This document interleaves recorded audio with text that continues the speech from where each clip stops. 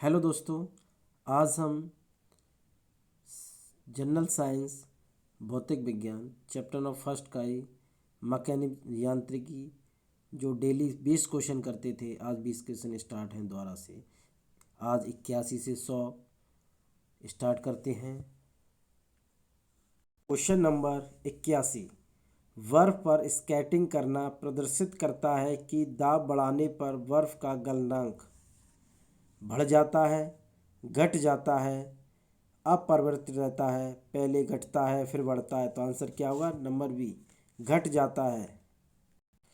बर्फ पर स्केटिंग करना प्रदर्शित करता है कि दाब बढ़ाने पर बर्फ का गलनांक घट जाता है। क्वेश्चन नंबर 82, चौराहों पर पानी के फव्वारे में गेंद नाचती रहती है क्योंकि पानी का वेग अधिक होने से दाब घट जाता है, पानी का वेग अधिक होने से दाब अधिक हो जाता है, पानी के पृष्ठ तनाव के कारण, पानी को संयमता के कारण। तो आंसर क्या होगा? नंबर ए, पानी का वेग अधिक होने से दाब घट जाता है। क्वेश्चन नंबर 83, भारी हिमखंड शीर्षक की अपेक्षा निचले तल से पिघलता है क्योंकि निचले तल का तापमान अधिक होता है, निचले तल का दाब अधिक होने के कारण गलनांक घट जाता है, बर्फ वास्तविक ठोस नहीं है, उपरोक्त में से कोई नहीं। तो आंसर क्या होगा?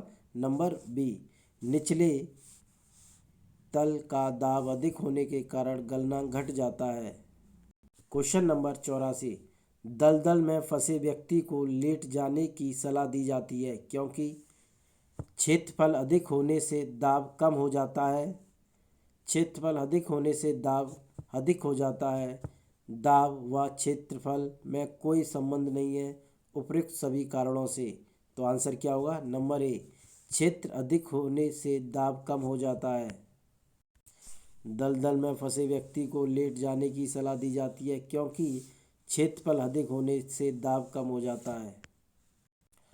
क्वेश्चन नंबर 85, बर्फ के दो टुकड़ों को आपस में दबाने पर टुकड़े आपस में चिपक जाते हैं क्योंकि दाब अधिक होने से बर्फ का गलनांक घट जाता है, दाब अधिक होने से बर्फ का गलनांक बढ़ जाता है, दाब अधिक होने से बर्फ का गलनांक पहले घटता है फिर बढ़ता है, दाब व गलनांक में कोई संबंध नहीं है। तो आंसर क्या होगा? नंबर ए, दाब अधिक होने से बर्फ का गलनांक घट जाता है। बर्फ के दो टुकड़ों को आपस में दबाने पर टुकड़े आपस में चिपक जाते हैं क्योंकि दाब अधिक होने से बर्फ का गलनांक बढ़ जाता है। क्वेश्चन नंबर 86, तेज आंधी आने पर फूस या टीन की हल्की छतें उखड़ जाती हैं क्योंकि छतों का आकार जटिल होता है, छतें करबंदी नहीं होती, छत ऊपर बहने वाली उच्च वेग की वायु छत सतह पर दाब उत्पन्न कर देती है तथा छत के नीचे दाब समान रहता है, फूस की छतें तेज वायु से स्वतः उड़ जाती हैं। तो आंसर क्या होगा 86 का? नंबर सी, छत ऊपर बहने वाली उच्च वेग की वायु छत सतह पर दाब उत्पन्न कर देती हैं तथा छत के नीचे दाब सामान्य रहता है। तेज आंधी आने पर फूस या टीन की हल्की छतें उड़ जाती हैं क्योंकि छत ऊपर बहने वाली उच्च वेग की वायु छत सतह पर दाब उत्पन्न कर देती हैं तथा छत के नीचे दाब समान रहता है। क्वेश्चन नंबर 87, रेल की पटरी के नीचे लकड़ी या कंक्रीट की चौड़ी पट्टियां लगाई जाती हैं जिससे कि वह झटकों को अवशोषित कर सके। फिर पट्टियां सही तरीके से लगने के लिए पटरियां समांतर बनी रहे, रेलगाड़ी द्वारा लगाया गया दाब कम हो जाए। तो आंसर क्या होगा? नंबर डी, रेलगाड़ी द्वारा लगाया गया दाब कम हो जाए। रेल की पटरियों के नीचे लकड़ी या कंक्रीट की चौड़ी पट्टियां लगाई जाती हैं जिससे कि रेलगाड़ी द्वारा लगाया गया दाब कम हो जाए। क्वेश्चन नंबर 88, पहाड़ों पर कभी कभी व्यक्तियों के नाक व मुंह से खून निकलने लगता है क्योंकि ऊंचाई बढ़ने से रक्त दाब बढ़ता है, ऊंचाई बढ़ने के साथ रक्त दाब घटता है, ऊंचाई बढ़ने के साथ वायुमंडलीय दाब बढ़ता है, ऊंचाई बढ़ने के साथ वायुमंडलीय दाब घटता है। तो आंसर क्या होगा 88 का? डी, ऊंचाई बढ़ने के साथ वायुमंडलीय दाब घटता है। पहाड़ों पर कभी कभी व्यक्तियों के नाक व मुंह से खून निकलने लगता है क्योंकि ऊंचाई बढ़ने के साथ वायुमंडलीय दाब घट जाता है। क्वेश्चन नंबर 89, हवाई जहाज़ में फाउंटेन पेन से स्याही बाहर निकल जाती है क्योंकि ऊंचाई बढ़ने से वायु दाब में कमी आती है। ऊंचाई बढ़ने से वायु दाब में वृद्धि होती है। ऊंचाई बढ़ने से वायु दाब अपरिवर्तित रहता है। उपयुक्त में से कोई नहीं। तो आंसर क्या होगा? नंबर ए, ऊंचाई बढ़ने से वायु दाब में कमी आती है।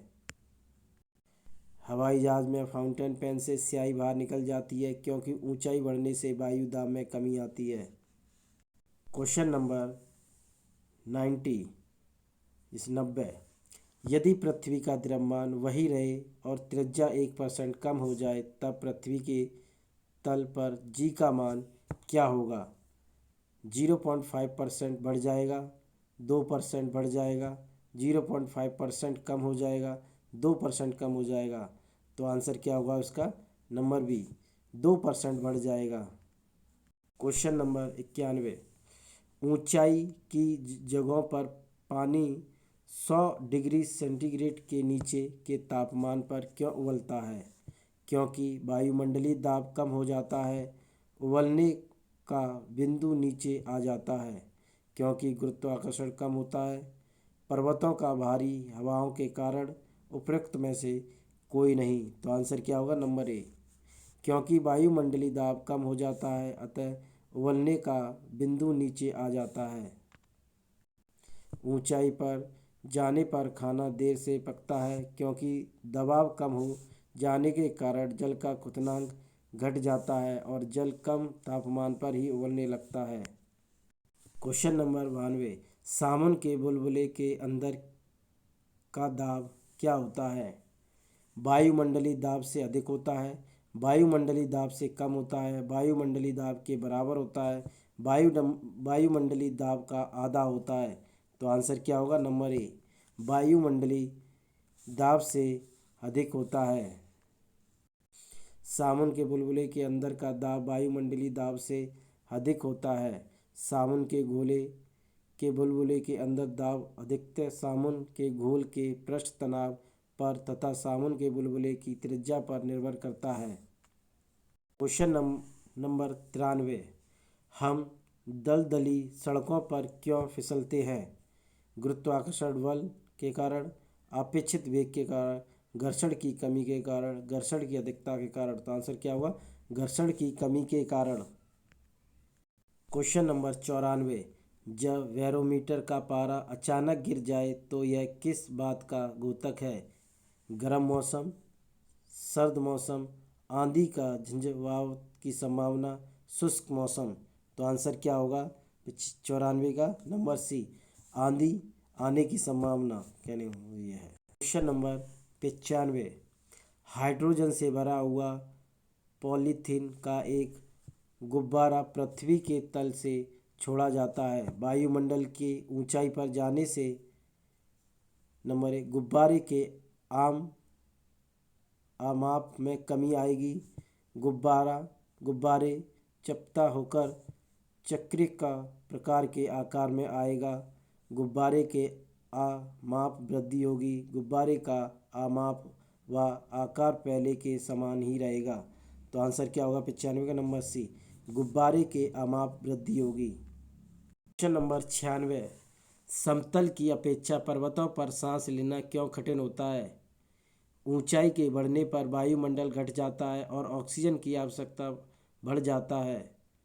पर्वतीय वायु भारी होती है और फेफड़ों से भरी नहीं जा सकती। पर्वतीय वायु अशुद्ध होती है इसलिए हम लोग नहीं ले पाते।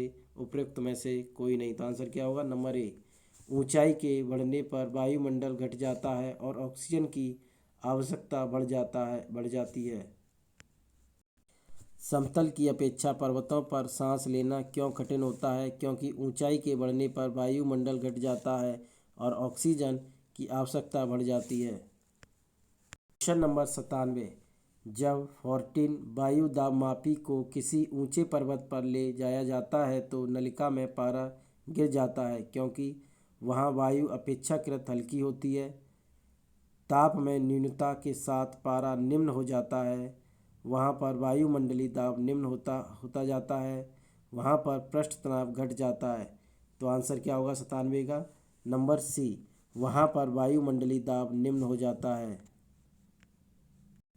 जब फोर्टीन वायु दाब मापी को किसी ऊंचे पर्वत पर ले जाया जाता है तो नलिका में पारा गिर जाता है, क्योंकि वहाँ पर वायुमंडलीय दाब निम्न हो जाता है। क्वेश्चन नंबर 98, उड़ान से पहले हवाई जहाज दौड़ मार्ग पर दौड़ाया जाता है कार्यकारी वायु दाब घटने के लिए, कार्यकारी वायु दाब बढ़ने के लिए, वायु दाब द्वारा भूमि के मध्य घर्षण बल को कम करने के लिए, वायु दाब द्वारा भूमि के मध्य घर्षण बल को अधिक करने के लिए। तो आंसर क्या होगा? नंबर बी, कार्यकारी वायु दाब बढ़ाने के लिए। क्वेश्चन नंबर 99, हाइड्रोजन से भरा रबड़ का गुब्बारा वायु में ऊपर जाकर फट जाता है, क्योंकि हाइड्रोजन का भार बढ़ जाता है, वायु दाब बढ़ जाता है, हाइड्रोजन का दाब घट जाता है, वायु दाब घट जाता है। तो आंसर क्या होगा? नंबर डी, वायु दाब घट जाता है। हाइड्रोजन से भरा रबड़ का गुब्बारा वायु में ऊपर जाकर फट जाता है, क्योंकि वायु दाब घट जाता है। क्वेश्चन नंबर 100, प्रेशर कुकर में खाना कम समय में क्यों पकता है? अधिक दाब के कारण उबलते पानी का ताप कम हो जाता है, चारों ओर से बंद होने के कारण वायु का प्रभाव नहीं पड़ता, और है चारों ओर से बंद होने के कारण वायु का प्रभाव नहीं पड़ता। अधिक दाब के कारण उबलते पानी का ताप बढ़ जाता है, उपयुक्त पानी का वाष्पन बहुत कम होता है। तो आंसर क्या होगा? नंबर सी, अधिक दाब के कारण उबलते पानी का ताप बढ़ जाता है। हमारे चैनल को लाइक शेयर सब्सक्राइब करें ज़्यादा से ज़्यादा। Thank you.